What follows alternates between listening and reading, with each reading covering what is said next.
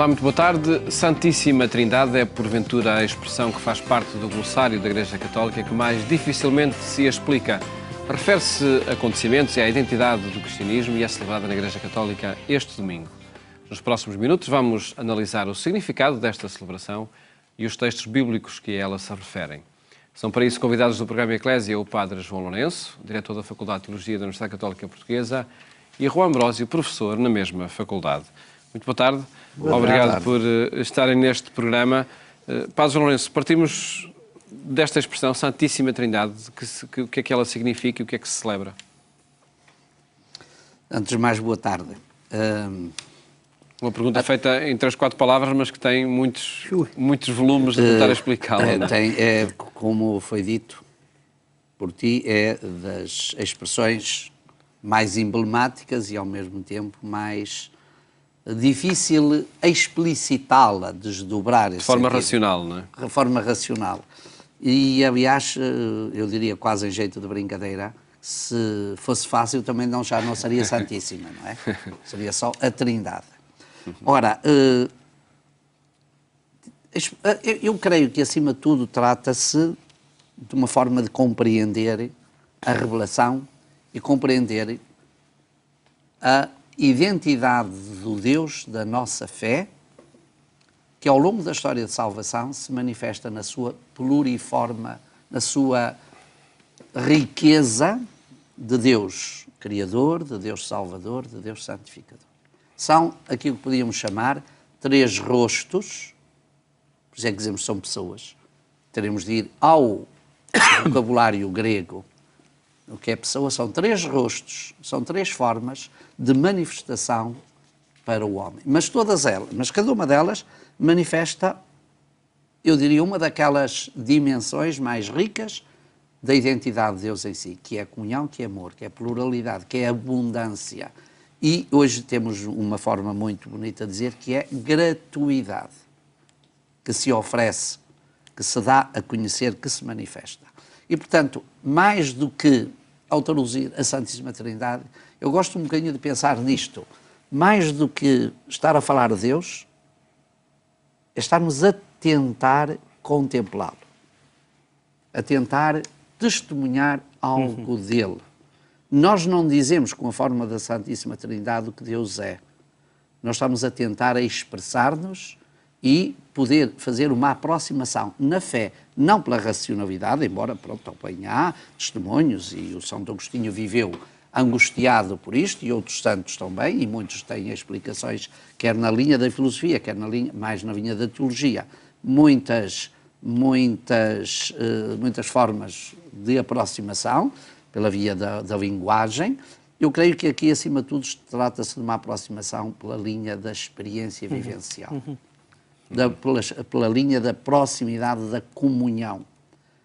E por isso a Santíssima Trindade, para já, quer traduzir que de facto o nosso Deus é santo. Ser santo quer dizer que aquilo que Ele é aquilo para o qual nós aspiramos a ser, e aí o conceito bíblico de santidade como algo que está para além da condição humana frágil, mas para a qual nós tendemos e da qual nós recebemos a vida, é uma forma, naturalmente, de traduzir este mistério. Mas nunca devemos esquecer que é uma forma limitada da nossa linguagem de poder aceder àquilo que Deus é em si.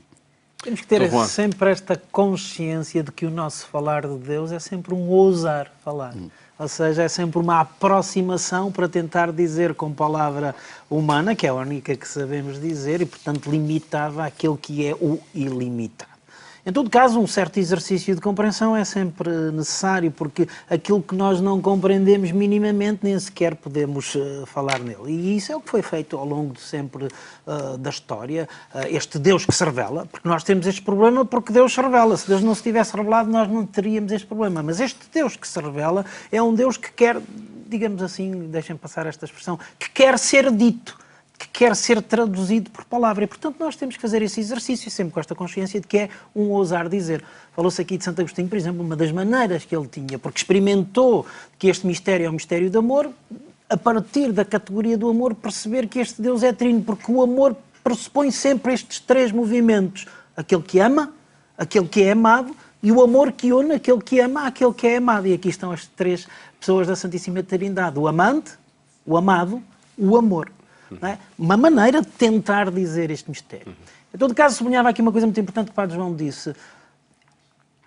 É importante tentarmos compreender, sem dúvida, como numa primeira fase, mas o mais importante é contemplar. E o que é este contemplar? Não é simplesmente ficar embasbacado a olhar para uma coisa que não sei traduzir, mas é deixar-me envolver por este mistério. Porque na medida em que eu me deixar envolver por ele, eu o compreenderei melhor. No fundo é fazer esta experiência de me deixar amar por este que é o mistério do amor e perceber que a sua compreensão brotará depois do exercício de amor que eu for capaz de fazer. E essa é, do meu ponto de vista, a pedra de toque da abordagem deste mistério. E na prática, a aproximação a esse mistério acontece com muita frequência. Muitas vezes se diz Pai, Filho e Espírito Santo, não é? Exatamente. São estas categorias relacionais, isso é que é o interessante. Quando temos que dizer o mistério de Deus naquilo que é o seu mais profundo e o seu mais nuclear, aliás, as leituras de hoje vão mostrar isso, recorre-se às categorias relacionais. E Pai e Filho são categorias relacionais. Basta pensar, não há Pai, aquilo que dá o estatuto ao Pai, e a identidade de ser Pai é o Filho. Aquilo que dá o estatuto ao Filho, ou seja, a identidade de ser Filho, é o Pai. Ambos pertencem-se um ao outro, ambos dão a identidade um ao outro, ambos identificam-se um ao outro. E a relação que os une, essa dimensão que é o Espírito Santo. E assim vamos tentando ousar dizer este mistério imenso de amor que é Deus. E acrescentar, Padre João? Queria só dizer uma pequenina nota, que é isto. A nossa forma de falar de Deus só pode ser feita a partir da realidade que somos, claro, da identidade humana. Os gregos criaram uma linguagem própria, que é a linguagem da mitologia. Mas essa própria linguagem ficou confinada nos limites do próprio falante. Aquele que fala de uma maneira finita, acerca de uma realidade que acaba, pela sua própria linguagem, condicionar a realidade de que fala, não é? A mitologia grega é isso. A nossa maneira de falar de Deus está para além da mitologia. E, portanto, o nosso discurso é uma tentativa de aproximação. Se não queremos reduzir o conteúdo do que falamos a esta tentativa de aproximação, criamos lugar para o mistério. E o mistério dele, acima de tudo, e para além da linguagem, fica sempre este espaço, como aqui foi dito, de contemplação, de aproximação, de, naturalmente, comunhão. Mas para que esta comunhão, que somos chamados, tenha um vértice, tenha uma plenitude, ela está presente no mistério de Deus, que é a Trindade. E vamos ver de que forma é que, por exemplo, no relacionamento de Jesus com os discípulos se colocou, ou se falou da Trindade, em Pai, Filho e Espírito Santo. O texto do Evangelho refere-se a isso e antes de o analisarmos, vamos escutar o texto que é proposto para as celebrações deste domingo. Naquele tempo, os 11 discípulos partiram para a Galileia em direção ao monte que Jesus lhes indicara. Quando o viram, adoraram-no, mas alguns ainda duvidaram. Jesus aproximou-se e disse-lhes: Todo o poder me foi dado no céu e na terra. Ide e ensinai todas as nações, batizando-as em nome do Pai e do Filho e do Espírito Santo, ensinando-as a cumprir tudo o que vos mandei. Eu estou sempre convosco até ao fim dos tempos. Padre João Lourenço, em que contexto é que é dito esta expressão de Jesus aos discípulos e batizando-os em nome do Pai, do Filho e do Espírito Santo? Eu acho que o contexto tem a ver com a própria experiência vivida pelos discípulos. Ou seja, mais do que um imperativo nascido do diálogo com Jesus, este imperativo nasce na consciência de viver Jesus. É vivendo o mistério pascal pelos discípulos que eles tomam consciência da universalidade do próprio mistério. O que é que o autor São Mateus, que o texto vemos agora, ou acabamos de escutar, o que é que o São Mateus apresenta aqui? Apresenta esta vivência, ou esta experiência dos discípulos, como resultado da experiência que eles próprios tiveram na caminhada que fizeram com Jesus. E por isso, onde é que se deu esse encontro? Na Galileia. Portanto, é aí que eles voltam que eles regressam para dar agora sentido universal a uma experiência feita. É interessante que, por exemplo, São Lucas coloca este irradiar do universalismo da Igreja a partir de Jerusalém, Mateus coloca a partir da Galileia. Porquê? Porque foi lá que a experiência dos discípulos, concretamente a de Mateus e da maioria deles, foi feita intensamente com Jesus. Embora essa experiência, naturalmente, seja depois vivida, tenha atingido o seu ponto alto na experiência pascal. Mas é à Galileia que eles regressam, porque é de lá que eles partiram. Podemos assim dizer que a própria celebração do mistério da Trindade é um partir a partir de um centro, que é Deus. Mas é também um regresso a esse mesmo centro, que é o próprio Deus. Portanto, este universalismo nasce na experiência dos discípulos com o Senhor. Este é um universalismo de missão, que a própria comunidade tem consciência que se lhe impõe, e é também já uma etapa da vivência que os próprios... O Evangelho já testemunha aquilo que os discípulos estão a viver, que não vivem para estarem fechados. Claro. Essa experiência de estar fechado já passou. Os discípulos vivem para testemunhar, e esse testemunho não pode estar condicionado por este horizonte, por aquele ou por aquele outro, mas tem sempre o centro de partida. Foi a experiência vivida com o Senhor na Galileia. E por isso regressam a ela, porque é a partir dela que se começa a construir a sua própria fé. O texto do Evangelho é muito interessante, porque quando pensamos no domingo da Santíssima Trindade, poderíamos ser quase que convidados a pensar: este é um domingo para ficarmos quietos, a contemplar o mistério, a adorar o mistério e com os olhos centrados no mistério. E quando vamos ler o Evangelho e os outros textos, o que vemos é uma dinâmica que brota daí, mas que não para de todo aí. Pelo contrário, que estamos a celebrar a Santíssima Trindade e o que os textos nos dizem é: ide.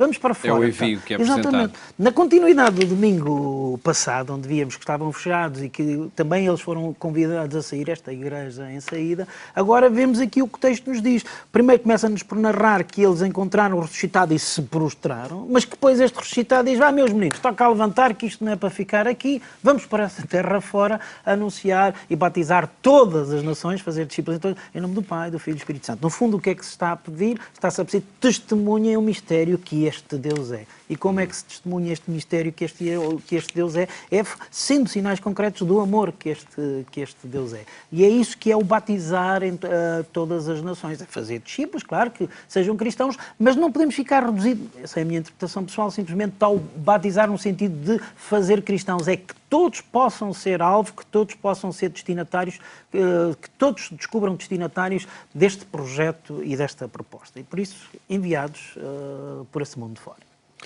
Passamos à análise do texto da primeira leitura que se escuta nas Eucaristias deste domingo, do livro de Deuteronómio, onde se afirma também essa unicidade de Deus em contextos diferentes, em contextos do Antigo Testamento, não é?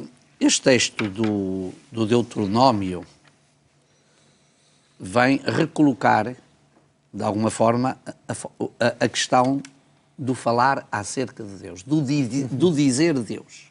Como é que o homem diz Deus? Como é que o homem fala, expressa, comunica esta realidade em que acredita? O judaísmo viveu sempre um drama muito grande acerca disso, porque viveu o drama da proximidade e do afastamento. Pela fé, o próprio judaísmo sente que há uma proximidade. Mas, pela identidade daquilo que Deus é, sente que há um afastamento. Ora, o que o texto procura mostrar é que conciliar estas duas dimensões, que o Deus afastado, mistério, cá estamos no mistério da Santíssima Trindade, que o Deus mistério em que acredita é aquele Deus que está próximo da experiência que eles vivem. E por isso, a primeira leitura, tomada deste texto, quer nos dar um sinal, primeiro, de que a fé bíblica é uma fé da história. E é uma fé na história. E que a realidade do mistério da Trindade, para o qual caminha o Evangelho, é exatamente a presença do Deus na história, do Deus que se comunica. E por isso a Trindade não é só, e aqui mostramos isso, não é só falar acerca de Deus, mas é também contemplarmos e ouvirmos, sentirmos e experimentar o que o Deus é em si. O texto do Deuteronômio é belíssimo nesse aspecto, porque ele contrasta com tudo aquilo que são as tradições religiosas da Antiguidade, não é? Porque nas tradições religiosas da Antiguidade, mesmo nas mitologias, mesmo nas etiologias explicativas, as divindades estão sempre muito distantes, estão no Olimpo, estão tão longe quanto os mortais não acedem a elas, e ao aceder morrem. Os judeus também têm isso. Ver o rosto de Deus mal. Mas aqui vem-nos dizer o contrário, não. Há uma experiência que é feita, que é partilhada, que é celebrada, que é vivida, através dos sinais, através da história, através da partilha, etc. Ele está lá exatamente no alto dos céus, mas também está aqui, nesta partilha connosco. E esta experiência é que dá força à fé, esta experiência é que dá dimensão histórica à fé, esta experiência que depois, por exemplo, São João realça pelo mistério da encarnação. A encarnação é exatamente esta proximidade, este entrar na história e este fazer da história o lugar, o primeiro e o verdadeiro lugar da revelação bíblica e não da mitologia dos Olimpos, onde afastados e distantes, mas estamos aqui, de facto, de um texto muito, muito significativo. Cá está mais da proximidade, não é? Uma das notas, outra vez, da tensão característica do cristianismo. Falamos num Deus que é totalmente transcendente, totalmente outro, mas próximo, íntimo. Vamos encontrar isso depois em algumas das páginas mais belas, por exemplo, voltamos a Santo Agostinho, que é o mais íntimo de mim mesmo. Mas o texto é fascinante porque quando desafiado a dizer, mas quem é este Deus? Como falar deste Deus? O texto que diz é, olha para a tua história. Olha para a tua história. Procura na tua história elementos dessa presença. Verás que o encontrarás naquele acontecimento noutro. Se aparece naquele e noutro é porque ele esteve presente ao longo de toda a história, não é? Portanto, verás que este Deus, que é o totalmente outro, é afinal um Deus próximo, que te acompanha, que caminha contigo, que vela por ti. É por isso muito interessante que nós no Antigo Testamento vemos que a atenção pelo pobre, pela viúva, pelas crianças, vão ser critério depois de fidelidade a este Deus. Porquê? Porque os profetas descobrem que este Deus é um Deus próximo, um Deus que cuida, um Deus que está atento às necessidades. Portanto, se nos queremos manter fiéis a este Deus e mostrar a nossa fidelidade, é também por esta atenção e este cuidado que nós seremos, digamos assim, depois será analisada a verdade ou não da nossa opção. Portanto, é muito interessante isto, um Deus que é o totalmente outro, a maneira como nós o percebemos é na intimidade, no interior da nossa história, da nossa vida. E é assim que o encontramos. Quando convidamos alguém, mas fala-me desse Deus, o convite deve ser, olha para a tua vida. E depois ajudá-lo, claro, a discernir na vida aqueles momentos em que facilmente é possível detectar, intuir essa presença amorosa. E creio que é dessa presença que fala também a segunda leitura de São Paulo aos Romanos, no capítulo 8º. Fala-se da adoção filial, fala-se da possibilidade de exclamar Abba, Pai. O que nos diz acerca de Deus este texto, Padre João Lourenço? Olha, este texto é um dos textos de São Paulo mais expressivos daquilo que podíamos dizer, esta forma plural, esta forma trinitária de falar de Deus. Juntamente com um outro texto em Gálatas 4, 5, 6, onde São Paulo também desenvolve esta perspectiva trinitária da sua mensagem acerca de Deus. Mas cá estamos. Voltamos àquilo que há pouco dizia. Olhemos a linguagem e vemos que, de facto, o que Paulo utiliza é esta linguagem que nos é uma linguagem encarnacionista, em que somos assumidos na comunhão com o Pai e por isso nos tornamos filhos no Filho e somos também santificados pelo próprio Espírito, porque é Ele que nos leva a viver como filhos.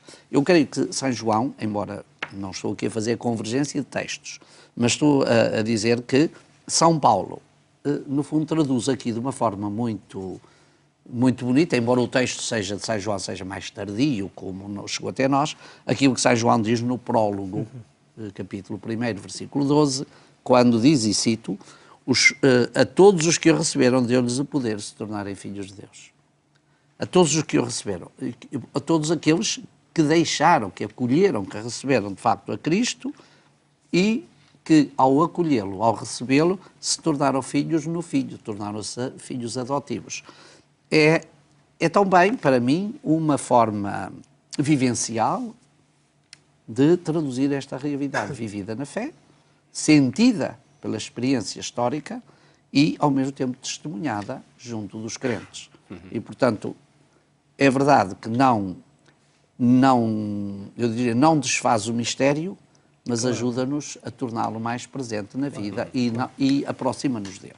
É muito interessante que, na altura de se ter que optar por qual daquelas linguagens mais nos permitem falar do mistério, a opção seja sempre a linguagem relacional. Podia-se falar de Deus, e falou-se, e aparece isso também testemunhado na Sagrada Escritura, Deus Majestade, Deus Rei, Senhor. Deus Senhor, e também aparece, mas quando chega à altura de como dizer isto da maneira mais íntima, a categoria que vai aparecer, as categorias que vão aparecer são as categorias relacionais. O Pai, a relação entre Jesus Cristo e a Igreja, a relação entre marido e mulher. Já no Antigo Testamento, o Cântico dos Cânticos que nos fala e que depois vai ser interpretado na relação entre Deus e o seu povo. Ou seja, na altura de dizer como falar deste mistério, é as linguagens relacionais que vêm ao de cima. E aqui, isso mostra que Deus é muito próximo, é muito semelhante. Exatamente. E a imagem do Pai mostra que Deus é próximo à pessoa, mostra que Deus, quando quer falar comigo, se revela em linguagens que eu seja capaz de entender e, portanto, essas são as linguagens mais acabadas para poder dizer aquilo que Ele é, ainda que sempre com esta consciência de que é uma maneira aproximativa. E a figura do Pai surge aí com toda a clareza. Todos nós temos essa experiência. O nosso Pai é sempre aquela pessoa que nós respeitamos e, portanto, essa distância está salvaguardada. Mas essa distância pode ser salvaguardada saltando para o colo dele, puxando-lhe dos cabelos, do bigode se tem, das orelhas, porque é o carinho. São imagens que utilizamos aqui para falar. Mas esta imagem do Pai preserva esses dois movimentos. A autoridade, a distância, o outro, o carinho, a ternura, que às vezes é até mais típico das mães, não é? Sobretudo neste tempo de Jesus, era mais típico da figura feminina, mas que Jesus vai aplicar claramente também ao Pai. E por isso alguns autores dizem de uma maneira muito interessante, Deus é um Pai maternal. E foi a forma que nós encontramos para falar de Deus. Exatamente. Pai, sempre com proximidade e relação. Em 2 segundos, só para dizer que São Paulo, neste texto, põe-nos, a cada um de nós, a pronunciar o mesmo que Jesus pronuncia. Exatamente. Isso é muito importante. E que em cada tempo, enfim, podemos também dizer Deus a partir dessas palavras. Muito obrigado por terem estado neste programa e mais logo, quando forem 22h45, ouça o programa Eclésia também na Antena 1. Votos de bom domingo, até a próxima segunda-feira, se quiser.